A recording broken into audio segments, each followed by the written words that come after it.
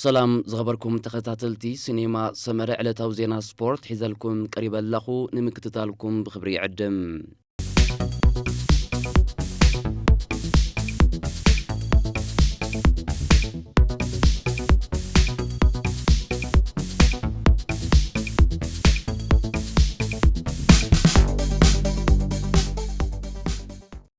زرع الجري حموس عصر سلسلة كاتيد بني حمشاي مدرخ وردرو قتسيلو علوم أبز باقوا صرا الجري ساعات عصر تحضر فاد جمرت صوتا تقررمتي كابيس كارات بكيسوم أبو صادو تزازم 271 بخلت كيلومتر حقت أبز نبرا مدرخ يوم تتصميدوم أبز حمشيت مدرخ أب 59 بسلسة كيلومتر قدامي دي كمون 201 كيلومتر نكتبتا وردرو تسريعا أبز 27 الجريوانن 5 إيرتراوانن 4 فرنساوያን 3 ቤልጅማውያን ዝሓቆፈት ቀዳመይቲ ጉጅለ ኣብ መስመር ፅበታ ውድድር ክትበፅሕን ከላ እቲ ነቲ ኣብ ሃገሩ ዝካየድ ዘሎ ዙር ብሒትዎ ዝርከብ ኣልጀርያዊ ኣባል ጋንታ ማዳር ያሲን ሓምዛ ንውድድሩ ብ4 ሰዓትን 53 ደቂቃን 17 ካልእትን ብምዛብ ንሓምሻይ ግዚኡ ቀዳማይ ኮይኑ ተዓዊቱ እቲ እንኮ ንያሲን ሓምዛ ኣብ ግራንድ ፕሪክስ ሳኪያት ዮሴፍ ዝደፍሮ ውልዶ ኮኸብ ተካኢ ቢንያም ግርማይ ሚልክያስ ማእከለም ብሮታ ያሲን ሓምዛ ተበሊጹ ንሓምሻይ ግዚኡ ካልኣይ ተርታ ሒዙ ሕንጻዝ ክረግጽ እንከሎ ጀርመናዊ ኣባል ስቶሩክ ሉካስ ካርቴንሰን ድማ ሳልሳይ ተርታ ሒዙ ዝተረፉ ኤርትራውያን ተቃዳምቲ ካብ ዕውት መድረኽ ግዜ ከይቀጸሩ ዳንኤል ፍጹም ብርሃን ሻድሻይ ኣኽሊሉ ኣተሽ መበል 15 ናኦል ብርሃነ መበል 18 ሄብሮን ብርሃነ መበል 33 ኑር ኣሕመድ ዓብዱልዋሃብ ድማ ብደቂቕን 2 ኸሊትን ድሒሩ መበል 39 ተርታ ሒዙ ሕንጻጽ ረጊጹ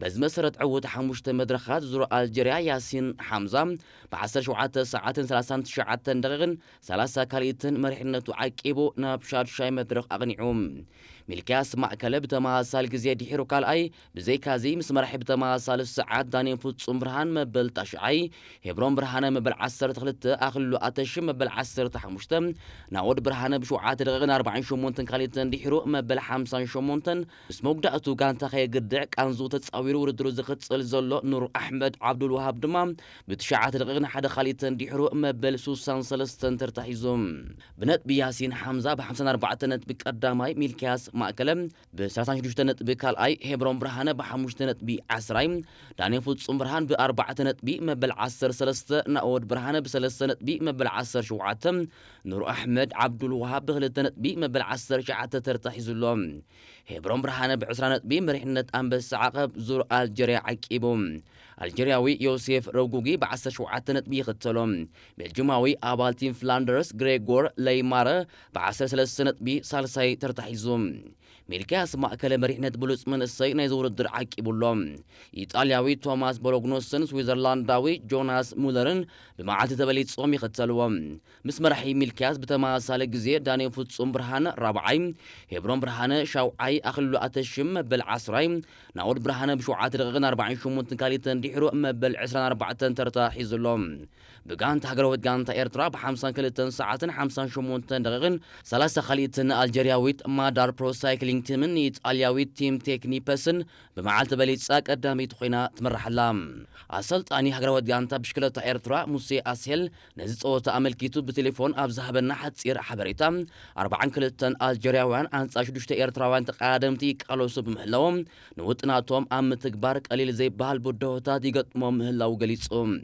بزي كازي موسي أسهل حمشويت مدرخ عقب زلوا مدرخ مخوانات تحبيروهم كم زاقتوهم أبايتا قن إثي بقدلوتي عقب تباهيلو سسرع مدرخ نعوهم زتعم كاب عقب كتبلهم قول كتبلو تدفر وردر كم سسرع قليتهم أمود داتا موسي أسهل أبزور الدر أبتحتي تسليفهم زلوش دوشتا إرتراوان تقادمتي الجراوان مدرخ نمعواتن بيش أماليا أبها قروم نمترافن نزغرب لهم زلو بدوهتات نممكات زرقي وزلو تبعاتن بقعاتن وصيتهم حبون مخانو بمقلاس ناب هزبي ملأختو كحلف كيلوم زور الجري عربي 14 لكاتي تقادمتي كابو سارة تبقيسوم أب جلفات تزازم 215 كيلومتر زرحقتا وردر كايديوم ናይ ክራማት መስርሕ ምስጋር ተጻወቲ ንኽኽፈት ጌና ናይ ዋርሕ ግዜ ተሪፎ እኳ እንተሃለወ ኣብቲ ግዜ ግን ቀዳማይ ፈራሚ ባርሴሎና ምን ምዃኑ ተፈሊጡ ይበሃል ኣሎ። ከም መግለጺ ኣብ ባርሴሎና ወገንነት ጌራ ትጽሕፍ ጋዜጣ ሙንዶ ዲፖርቲቮ ጀርመናዊ ናይ ማእከል ተኸላኻላይ ባየር ሌቨርኩሰን ጆናታን ታህ ኣብ ክራማት ብሕጊ ቦስማን ተኸቲሉ ብነጻ አባል ባርሳ ክኸውን ምዃኑ ሓቢራ። ኣብ ዝቕፅሉ ሳምንታት ወከልቲ ባርሴሎናን ጆናታን ታህን ብዛዕባ እቶም ስምምዓት ብዝምልከት ክራኸቡ ቆፅራ ሒዞም ምህላዎም እታ መርበብ ሓበሬታ ወሲያ ገሊጻ። ኣባል ሃገር ጋንታ ጀርመን ዝኾነ ጆናታን ታህ ኣብ ባርሴሎና ኣብ ትሕቲ ወዲ ሃገሩ ዓላሚ ሃንስ ፍሊክ ክዕለም ደልዩ ምህላውን ንድሌቱ ኮይነን ዝጸንሐ ገለባት ድማ ከም ዝሓበረንን ተገሊጹ። ካብ 2015 ኣትሒዙ ኣብ ባየር ሌቨርኩሰን ክጻወት ጸንሐ ጆናታን ታህ ኣብዚ ናይ ውድድር ዓመት ነታ ብመዝነት ሓለቓ ጋንታ ዝመርሓ ሌቨርኩሰን ኣብ 33 ግጥማት መሪሕዋ ኸኣትን ከሎ 2 ሸቶ ድማ ኣመዝጊቡላ። ተኸላኻላይ ማንቸስተር ሲቲ ማኑዌል ኣካንጂ ኣጋጢሞ ብዘሎ መሃረምቲ ኣብ ተሪፎም ዘለዉ ግጥማት ናይ ዓመት ናይ ምጽዋት ተኽእሎ ዝተሓተ ምዃኑ ሲቲ ኤክስትራ ሓቢራ። ማንቸስተር ሲቲ ብሰሉስ ኣብ መድረኽ ሻምፒዮንስ ሊግ ኤውሮጳ ብሪያል ማድሪድ 3-2 ኣብ ዝተረትዕትሉ ግጥም መሃረምቲ ዘጋጠሙ ኣካንጂ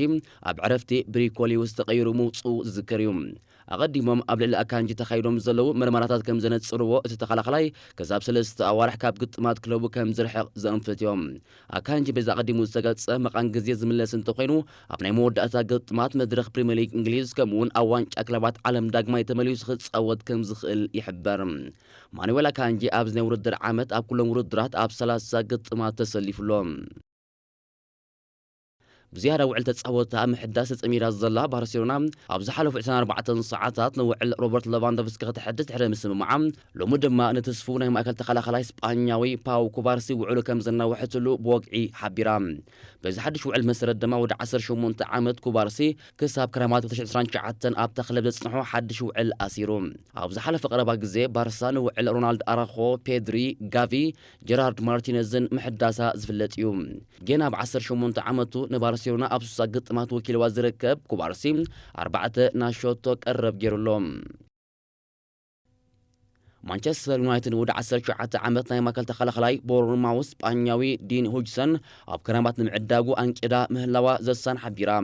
የዒንቲ ዓበይቲ ክለባት ኤውሮጳን ሃገራዊት ጋንታ ስጳኛን ዓሊቦ ዝርከብ ሁጅሰን ካብ ወርሒ ሓምለ ጀሚሩ ተግባራዊ ዝኸውን 55 ሚልዮን ፓውንድ መፍረሲ ውዕል ተለጢፉሉሎ።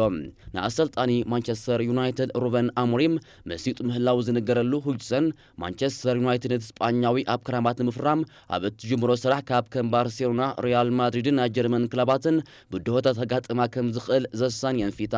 ሩበን ኣሞሪም ክለብ ዩናይትድ ሊሳንድሮ ማርቲነዝ ክሳብ ምጅማር ናይ ዝቐጽል ዓመት ክትከስሮ ከም እትኽእል ብምእማን እዩ ኣቐዲሙ ኣንጺፉን ምጽናሕ የዒንቱ ናብ ሁጅሰን ልኢኹ። ጆርዳናዊ ተኸላኻላይ ሊንዶልፍ እውን ውዕሉ ኣብ ምዝዛም ናይ ዝዓመተ ውድድር ዘበቅዕ ብምዃኑ ድማ እቲ ኻልን ውጥናት ምትዕርራይ መስመር ምክልኻል ዩናይትድ ረቋሒታት ፈጢሩ ዘሎ ተጻዋታ እዩ። ኣርሰናል ባንካ ብምስባር ብክብረ ወሰን ዕድጊ ናይታ ጋንታ ኣብ ክራማት ንኣርጀንቲናዊ ሓለቓ ጋንታ ኢንተር ሚላን ላውታሮ ማርቲነዝ ናይ ምዕዳግ ትልሚ ከም ዘለዋ ቢቢሲ ስፖርት ሓቢራ። ከም መግለፂ ቢቢሲ ስፖርት ኣርሰናል ንማርቲነዝ ንምፍራም ክሳብ 120 ሚልዮን ዩሮ ወጻኢታት ክትገብር ከም እትኽእል ሓቢራ። ይኹን እምበር ኣርሰናል ኣብ ክራማት ቀዳማይ ዕላማ ጌራ ከተፈርሞ ወጢናቶ ዘላ ኣጥቃዓይ ላውታሮ ማርቲነዝ ዘይኮነ ስሎቬንያዊ ኣጥቃዓይ ሌፕዚግ ቤንጃሚን ሴስኮ እዩ።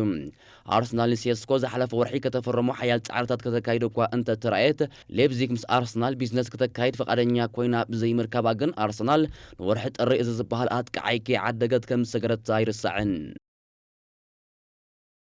ንኣጥቃዓይ ሊቨርፑል ሙሐመድ ሰላሕ ንምፍራም ኣብ ዝግበር ዘሎ ቅልስ ብቐዳምነት ትመርሕ ከም ዘላ ዝነገረላ ስዑዳዊት ክለብ ኣልሂላል ነቲ ግብፃዊ ተፈርመሉ ገደብ ግዜ ኣውፅያ። ከም መግለፂ ዴይሊ ሚረር ኣልሂላል ኩሉ ዝከኣላ ብምግባር ክሳብ ቅድሚ ምጅማር ዋንጫ ክለባት ዓለም ንሙሐመድ ሰላሕ ኣብ ሊግ ስዑድ ዓረብ ናይ ምምፁእ ፕሮጀክት ሓንፂዛ ዝሰርሓሉ ምህላዋ ኣፍሊጣ። ፖርቱጋላዊ ኣሰልጣኒ ኣልሂላል ሆርጌ ጀሱስ ንሰላሕ ንምእማን ኣቐዲሙ ከም ዝረኸቦ እውን እታ መርበብ ሓበሬታ ወሲኻ ገሊጻ። ድሌት ሰላሕ ኣብ ሊቨርፑል ምቕጻል እዩ። ይኹን ግን ካብታ መራሒት ግጥማት ፕሪምየር ሊግ ዝኾነት ጋንታ ዝተቐረበሉ ሓድሽ ውዕል የለን። ስለዚ ሊግ ስዑድ ዓረብ ተቐጻሊ መዕረፊ ሙሐመድ ሰላሕ ክኸውን ከም ዝኽእል ይእመት።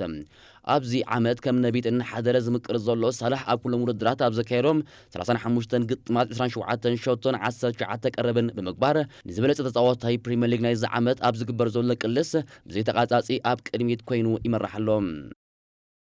ድሕሪ ምዛም ግጥም ደርቢ ሜርሲሳይድ ምስ ማእከላይ ዳኛ ማይክል ኦሊቨር ኣብ ቆይ ቅዝኣተዎ ሆላንዳዊ ዓላሚ ሊቨርፑል ኣርነ ስሎት ቀይሕ ካርድ ከም ዝተራእየሉ ዝፍለጥ እዩ ድሕሮም ዝወፁ ዜናታት ከም ዝሕብርዎ ኮሚቴ ዲሲፕሊን መድረኽ ፕሪምየር ሊግ እንግሊዝ ነቲ ሆላንዳዊ ዓላሚ ንክልተ ግጥማት ካብ ምምራሕ ክለቡ ከም ዝኣገድዎ ተፈሊጡ በዚ መሰረት ሊቨርፑል ኣብ ቀጸልቲ ክልተ ግጥማታ ኣንጻር ወልቭስን ኣስቶን ቪላን ዘለዋ ግጥም ብዘይ ኣሰልጣንያ ኣርነ ስሎት ፀወታ ከተካይድ እያ ባርከ ዝኸበርኩም ተኸታተልቲ ሲኔማ ሰመረ ናይ ሎም ትሕዝቶና ኣብዚ ንዛዝም ብምክትታልኩም ኣዚና ነመስግን ሰላም